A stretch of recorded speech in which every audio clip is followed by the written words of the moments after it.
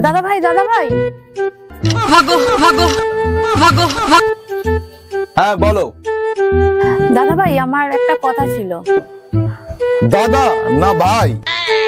আচ্ছা দাদা দাদা দাদা, আমার দুটো একটা কথা ছিল আপনার সাথে।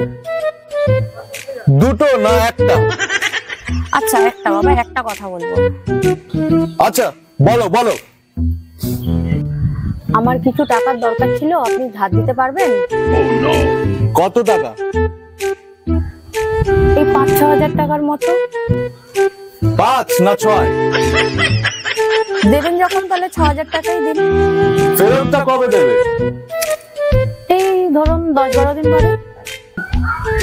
10 দিন না 12 দিন? এই ১২ দিন বাদেই দিয়ে দেবো।